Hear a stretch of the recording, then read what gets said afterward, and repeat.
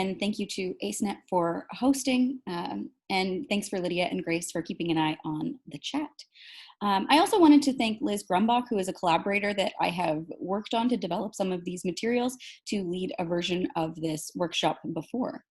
Now, as Lydia mentioned in her introduction, I am a Renaissance scholar, an early modernist, and one of the words that we use in my field is the idea of self-fashioning, which is how you choose to present yourself. And today's workshop is about digital self-fashioning and how we present ourselves online.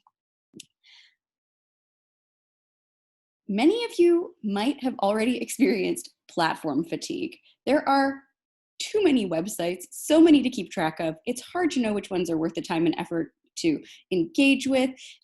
You don't want to sign up for things and then let them languish. It's what goes where? How do you keep up with so many sites? Too many platforms. So today I'm going to talk about some platforms, but really what we're going to do is we're going to talk about the questions you need to ask as you embark on creating your digital presence. So some of the kinds of platforms that we will be talking about include repositories, social media, collaborative and social academic sites, the idea of having a personal academic website if you wanted, and also how your academic presence is reflected in your institutional website and more. And of course, the thing about these categories is that they can overlap. You might, they share different elements. They're not hard and fast categories. When you are considering signing up for websites, you're looking at the websites you're already on, one of the things to ask yourself is, why do you want to do this? And I've brainstormed some of the reasons here, but there might be more. Maybe you are looking for collaborators. Maybe you are putting things online because that is what your granting agency told you to do. As we know, Tri-Council wants us to be putting our research out freely available more than ever. Maybe you are on the job market and you are trying to reach people who might be interviewing you or who will be looking at your portfolio. Maybe you're trying to showcase the work of your undergraduate and grad student collaborators, or maybe you're trying to reach out to students so that they know what's available. You could be trying to speak to the administrators at your institution or beyond, and of course also trying to reach the general public with some of the very cool research that we work on. Of course, the benefits of joining some of these sites include things like being part of the scholarly discussion.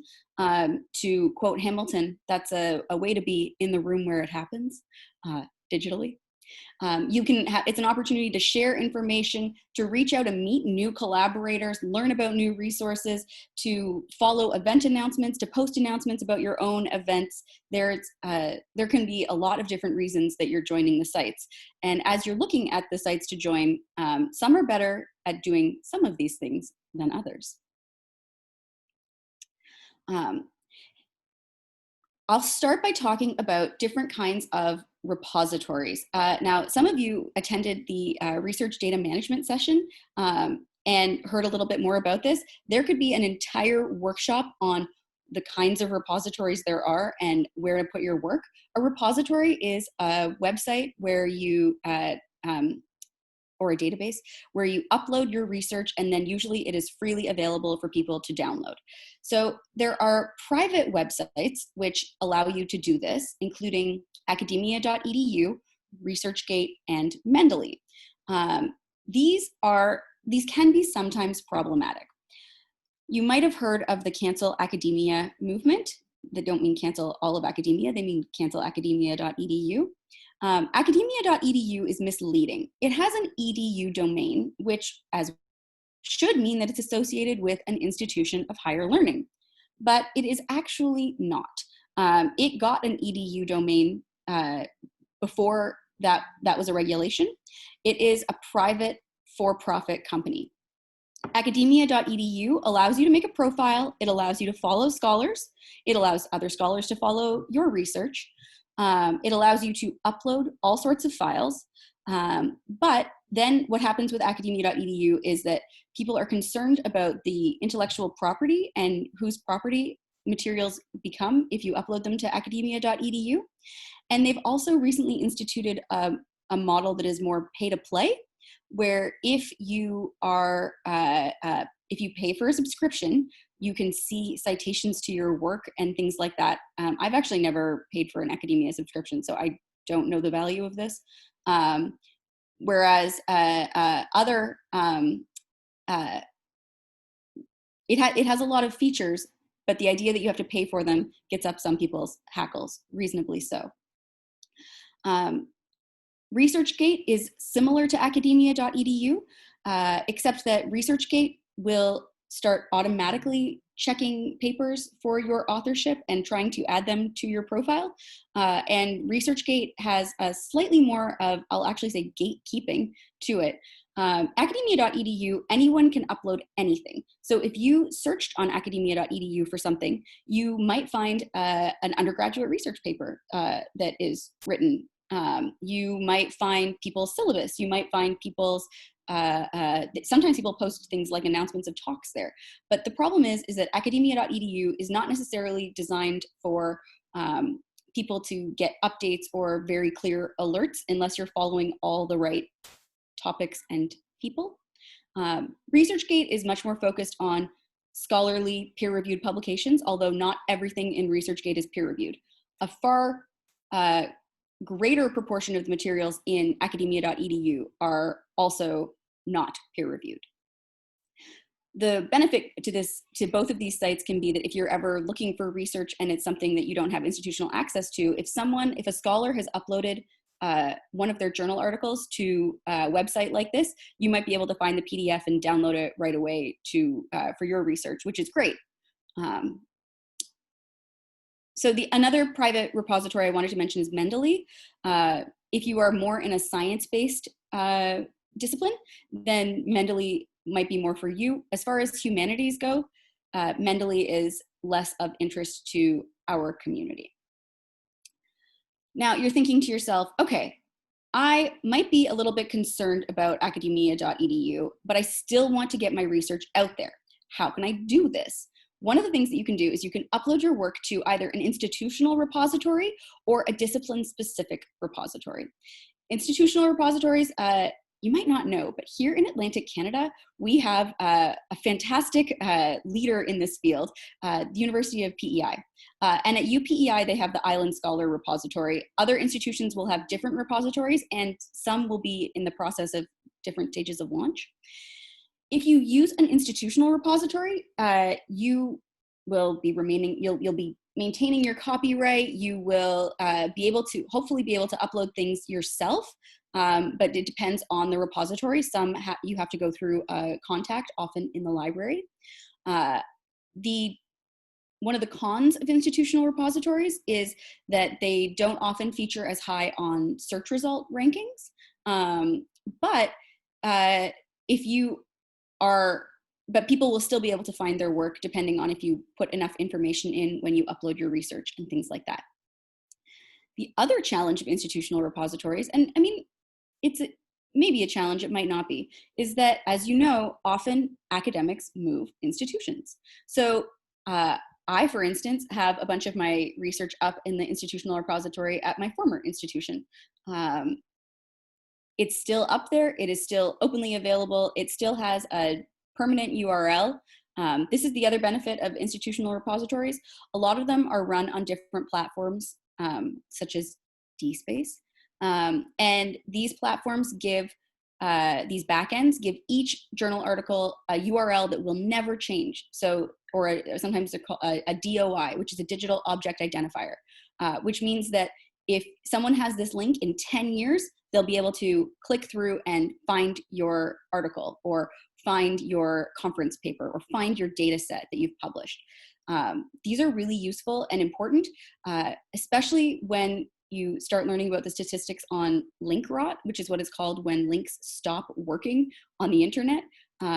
In digital humanities projects, over the course of 5 years from the previous conference, the link rot can reach 50% of the different links that are put into the conference proceedings. That's a study from Rob and Camille Davis. Now, the other thing about institutional repositories is that you presumably know more of the people at your institution. If you're at a smaller institution, There, you'll be speaking more across disciplines. You're not going to be doing the same necessarily following people and catching up on their research. And maybe the people that you like to collaborate with or the people that you work with in your field are not at your institution. In this case, sometimes a discipline-specific repository is the way to go.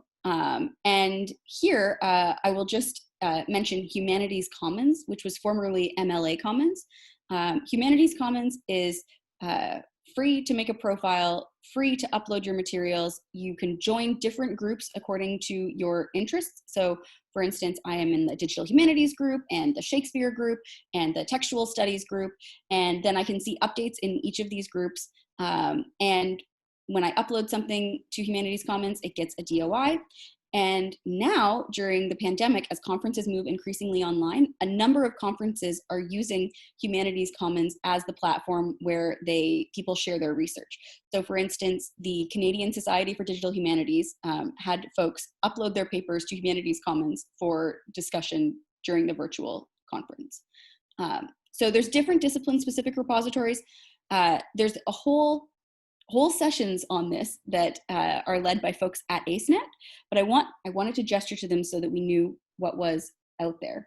And to find out more about the upcoming sessions on research data management and how to archive your data, make the data publicly accessible that the government funding agencies want to be publicly accessible, ACENET periodically announces new workshops on that, and they're really valuable. But why should you be uploading your information to a repository? And then also, what are some of the potential challenges with this? You might have heard in the news that Elsevier, the big bad of academic publishing, was sending huge cease and desist orders to academia.edu saying people are posting their Elsevier articles and they don't actually have the intellectual property rights to the articles that they've written. In order to find out what your rights are for the works that you've already published, you can go to what's called Sherpa Romeo, which is a website that has lots of information about the different publishers and what rights you have.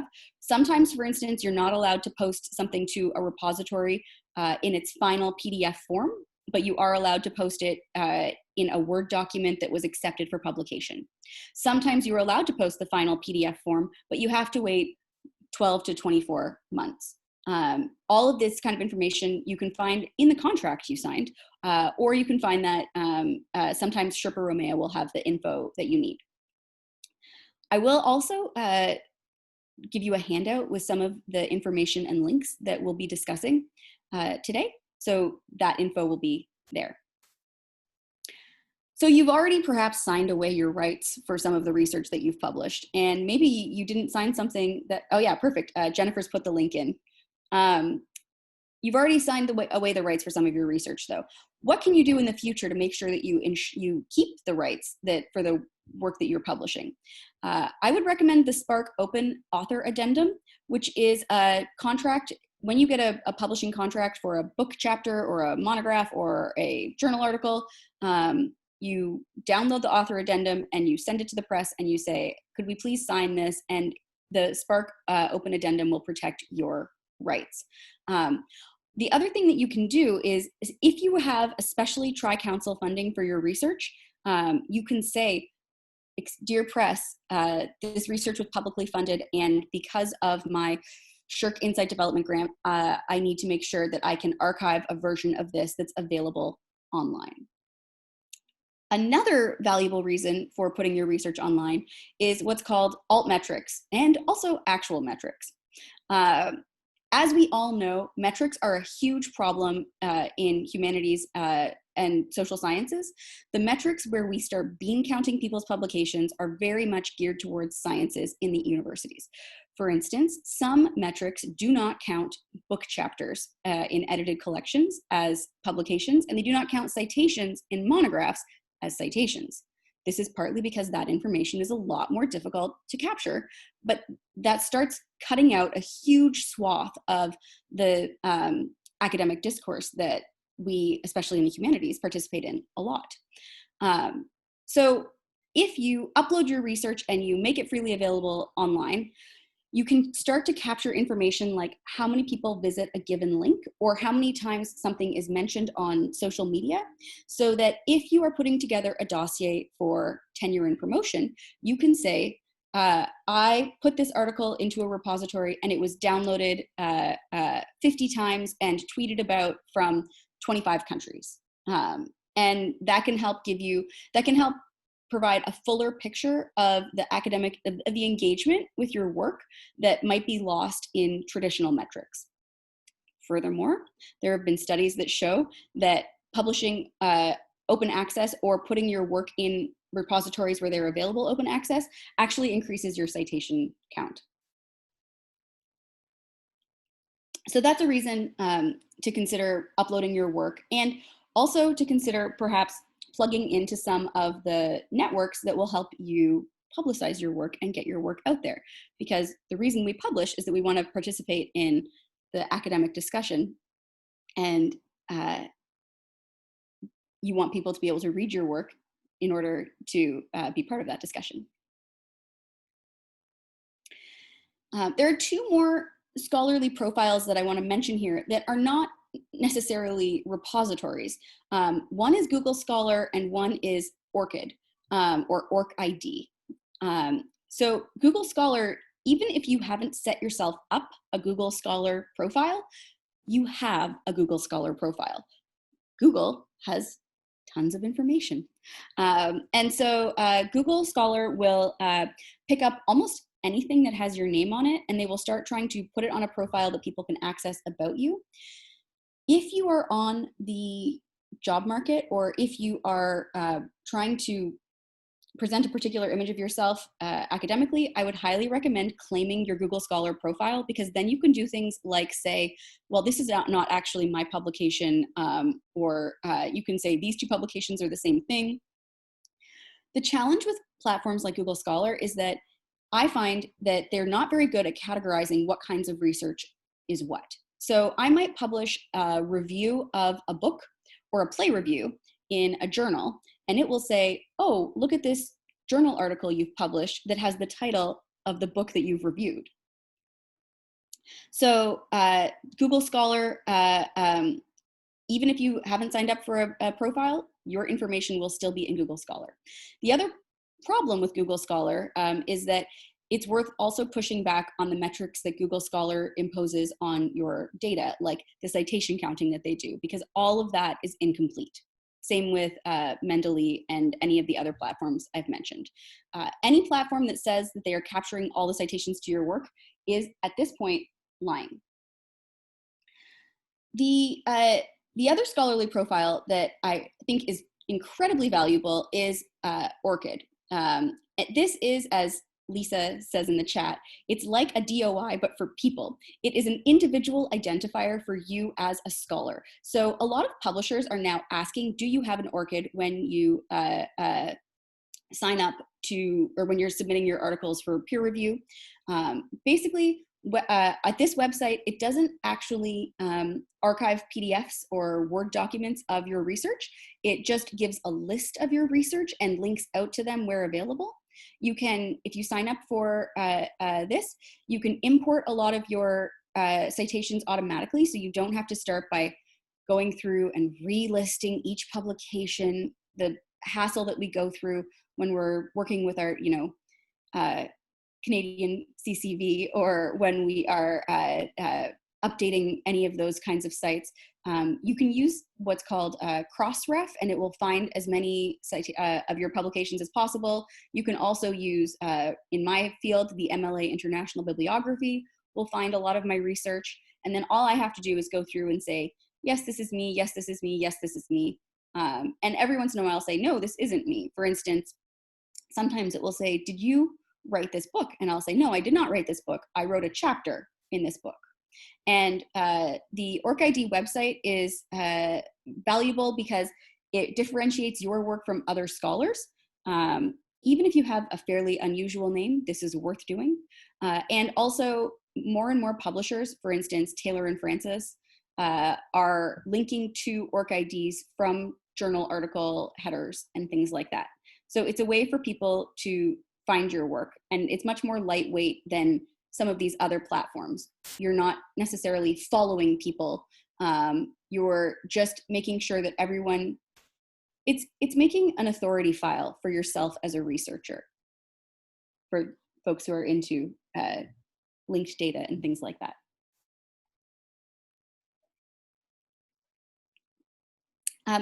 I'm going to keep going, but people can feel free to raise questions in the chat.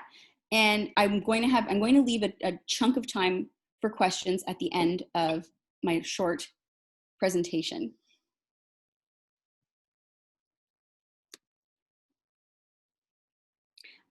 Here's the OrcID website.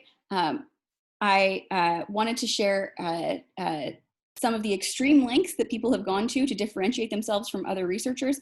I'm not sure if you have heard of Robert Smith ? Who is a mathematician at the University of Ottawa, who legally added a question mark to the end of his name in order to differentiate himself from other Robert Smiths. So short of undertaking a legal name change, sign yourself up for an OrcID. Let's turn to social media, or anti-social media. Social media that many of you might already be on. I know from looking at the list of attendees that I follow some of you on these platforms, and also that some of you might be on but not using for academic purposes, which is absolutely okay. The first is Twitter. Twitter is usually, when you're creating a Twitter profile, you will start by having it public because you're trying to join in a conversation with people who you might not be following directly. When you are using Twitter for academic purposes, the currency of the realm is hashtags. And hashtags, I've given some examples here. Hashtag DH2020 is a conference that's happening right now for digital humanities. There's a digital pedagogy one. Hashtag OA is open access. What you would have to do is you'd have to go and find some of the researchers in your field and start looking at the hashtags they use. The challenge with hashtags is that you want to make sure that you are using them correctly. So for instance, some conferences will use their acronym and they'll use just the number 20, and others will use the number 2020. You just want to make sure that you are using the correct hashtag. Some conferences will encourage you to use a hashtag both for the conference and for a session that you're attending. The MLA, for instance, does this. So if I was at the MLA, at the beginning of every session, the moderator should announce the participants' welcome commentary on Twitter, or the moderator might announce, we ask that this material not be tweeted. Obviously, we always respect the wish of any presenters in any given situation. And when we do tweet from conferences, we want to make sure that we're using the hashtag, that we are tagging people when we are talking about them or citing their words. And there's other things to do, like threading your comments so that they appear in a list so people can see, they're not just a brief, standalone, very short commentary. In the handout that I'm going to send after the session, there's some detailed instructions on, or well, not instructions, there's an article that has some useful tips for how to use Twitter as an academic. If you already have a Twitter or another profile that you don't use as an academic, you'll have to ask yourself, would I want this to be separate from my, do I want to create a separate Twitter persona profile where I tweet about manuscript culture that might not be interesting to my Aunt Heather? And how do I, or do I want to just have all of these things built together? I will also add that academic Twitter can be both, sometimes it's really energizing to be parts of really fantastic conversations. Other times discussions can get vitriolic, partly because, well, you know how academics are, but also maybe because people can hide behind their screens. But sometimes Twitter can be also verging on nonsensical. Those of you who are on Twitter, I don't know if you saw the big explosion in worm Twitter this week, where a journal editor, someone posted the question, what is the most overrated animal? And a journal editor said that C. elegans, which I had no idea, is a kind of worm, was overrated, and worm Twitter exploded.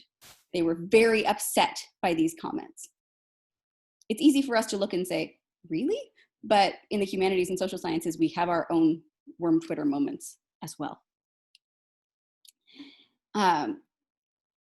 If you are using Twitter for conferences or for networking, always do check the conference code of conduct, because they will not only give you the advice on hashtags and tagging people, but sometimes they will have other useful information like try not to subtweet. Subtweeting is when you comment on something without tagging people or the hashtag directly, and it's usually used when you only want certain people to see what you're talking about. So it's sort of like a back channel. Turning to Facebook, if you are looking to use Facebook academically, this is where an older generation is. This is not where our students are, or if our students are on there, their Facebook profiles are not where they are perhaps actively engaged.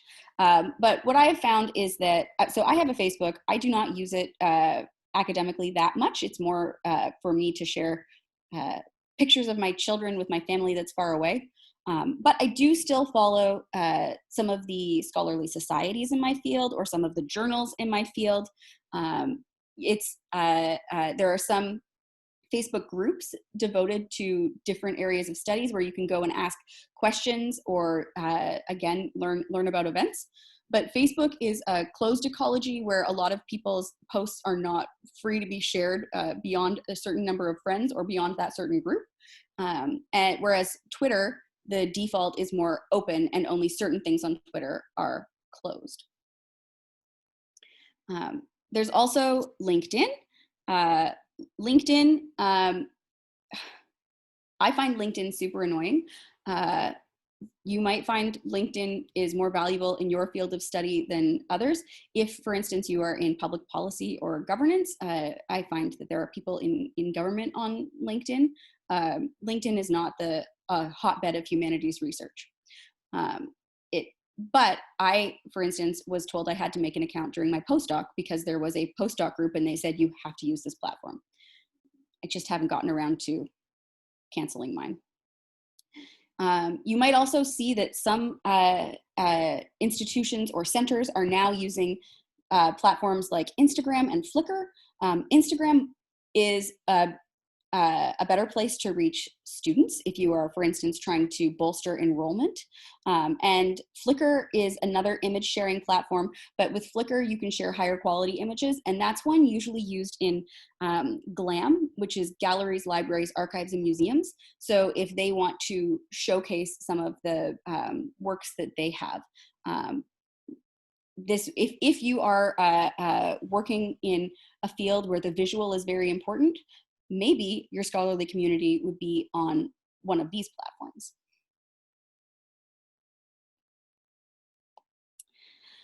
Okay, turning from these existing big platforms, one of the other questions that people always ask is, should I start my own academic website? So I'll start with one very common form of academic website, which is blogs. As we all know, the famous Shakespeare quote, to blog or not to blog. Some people swear by blogging as a form of pre-writing that helps them get their thoughts down on paper that they can then work into journal articles or publications. But it's important to remember that if you are going to be blogging, that this does not count in most academic scenarios like tenure and promotion in the same way it counts to have a peer-reviewed piece of research. When a graduate student asks me, should I start an academic blog? I usually advise them no. I know that for me, I have a certain amount of writing energy per day, per week, and I don't want to be spending that writing energy on a blog when I need to be directing it towards other, sometimes longer form writing projects. That said, I do actually encourage people to write blog posts for not their own blog. Firstly, if I were to start a blog, lauraestill.com, there might be people who wanted to read it, like my mom, but how would I get a larger audience of researchers interested?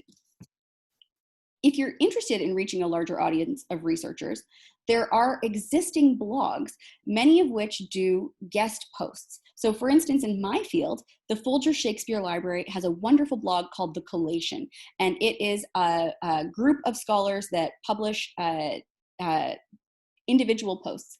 If you wanted to write an article for a shared scholarly blog, just send them an email. Usually they'd be happy to have content. So for instance, I've had my students write for the Early Modern Online Bibliography blog. They're not then committing to keeping up a blog and creating content for it every week or every month. They're saying, here you are, I can write 1,000 words on this and have it posted and share this information without having the long-term commitment to a blog. I have written for the British Council blog. Again, I'm not in charge of creating the content for that blog forever. I just wrote a couple of posts that are there, that are shared, that got some ideas out there. And I think that's a really wonderful way of doing this. Some of the lovely blogs in the Canadian academic landscape, there's Hook and I, which is a feminist blog that talks about academic labor a lot and is a collaboratively written blog. So I'm not saying don't blog altogether. I'm just advising against starting your own blog if that is going to prevent you from achieving some of your other academic goals. Similarly, you're wondering, should I set up an academic website? I'm sure, like me, you've seen people who have their own academic websites that are slick and beautiful and clean and wonderful. I am always in envy of these people. I also know that for me, setting up my own academic website is not something I have the time for, because as with all of these other platforms, you have to make sure that you keep things up to date. There's nothing worse than having an academic website, going to look someone up. For instance, if you are on a hiring committee, or if you are looking for someone to put on a panel, and you go and you look at their academic website and the last information they posted is years old. I'm not sure you've seen the old joke about what professor profile pictures are like on the institutional websites, and how we all look 20 years younger on our institutional website pictures.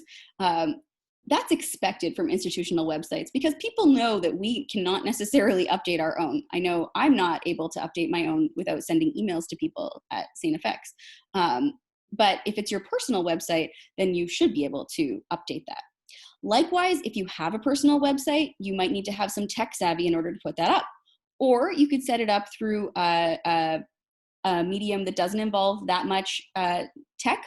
For instance, WordPress, GitHub Pages, or Wix. But in those cases, for instance, with WordPress, either you pay for them a monthly cost, which might not seem like a lot at the outset, but if you start looking into the future, this will cost you hundreds of dollars over your academic career, or more.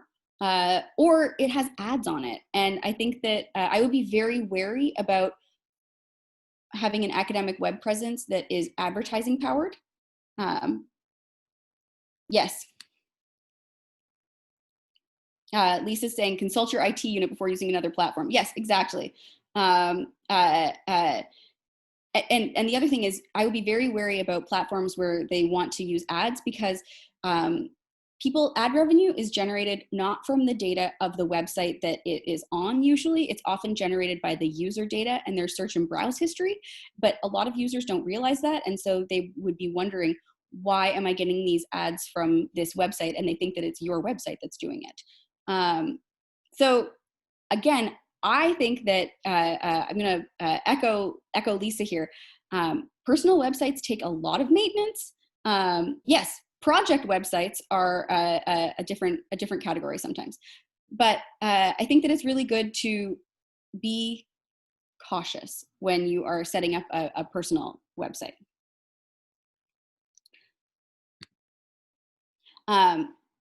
I have digital projects listed on this last page. A digital project is actually part of your web presence, but we don't necessarily think about it. It doesn't have your name in the URL or at the top of the page, but a digital project is a different kind of resource than a personal academic website usually, because a digital project is out there to present research material or data sets or archival images, for instance. And I think that a digital project, when you're undertaking those, you need to think about them more along the lines of a publication. So if you are looking at creating a digital project, you want to think about the digital project and peer review. So there's two kinds of peer review that we can think of in general. There's pre-publication review, which is your reader reports and all the terrible things Reader 2 has to say. And then there's post-publication review. If you're lucky, you can get your digital project pre-publication peer reviewed by certain institutions. Even if that's not possible for you, you can absolutely get a digital publication post-publication peer reviewed. So there's Reviews in Digital Humanities, which is a new journal. There's, in my field, Early Modern Digital Review. There's different journals will review websites, even if those journals don't usually, they're in the same way they review published books. So when you're thinking about digital projects as part of your personal online academic presence, they are valuable, but it's not the same thing as just having a hyperlinked version of your CV out there or documents of all the publications that you've got. I will also add institutional websites on this list. Good luck to everyone who's able to manage their own institutional website. I'm jealous. You might have heard of Zotero. Zotero is a collaborative bibliography sharing. You can also use it to manage your own references when you're writing publications, but people also use Zotero in a social way where if you are in a seminar for a conference, maybe everyone puts all of their citations together in a Zotero library and you can access them. You can say, I want this to be private only for the members of this group. You can say, I want this to be public. You can also use Zotero as a major part of a digital project that you're doing. For instance, there's an Isabella Desti website, which a major part of their contribution is a bibliography of all of the works about Isabella Desti. And that is a fantastic use of Zotero, and it's a collaborative use of Zotero. There's also Publons, which is a platform where people are trying to get credit for the peer review work that they have been doing. I have not used this. I'd be interested to hear from anyone who has or what their thoughts are on this. And I will also mention listservs are another way that we are online academically, even though we might not always think about this. And with listservs, of course, the caveat is please remember not to reply all when that's not what you mean to do. And there's also websites for our scholarly societies. Sometimes you can create profiles on there. Sometimes these profiles are viewable by people beyond the society. Sometimes they are only viewable by people within the society. But I find that unless you have a master list of all of the places that you've started putting your profile information and your passwords and things like that, this is going to be very confusing because you might forget to update your email address if you move institutions or things like that. So depending on the kind of website that's run by your scholarly society, there might be more value of joining it, and that's a way that you could get asked to be on panels or things like that. So to tie things up so we have some room for Q&A. When you are looking at creating your digital academic presence, you need to ask why you're doing this. Is this to meet funding agency requirements? Are you trying to find collaborators? Are you trying to reach out to students? The questions I raised at the beginning. Who is your audience? How much time or money would any of these different kinds of digital engagements take? And do you have that time or money? Will your data be protected, or will you be able to protect your data? And when you are uh, engaging in these conversations, we always have to ask, how are you supporting the communities that you want to support? If someone asks for a recommendation for citations on a listserv, do you write back and support emerging work by early career scholars and things like that? We want to make sure that our academic communities are welcoming to people at all career age stages. We want to make sure that they're welcoming to alt-ac and other professionals. And we also want to make sure that they're welcoming to women and BIPOC and all sorts of different communities. So that is my presentation, and we have just over 10 minutes for questions. Do we have any questions for me about some of these platforms or building online academic presences? I know that was a lot of information.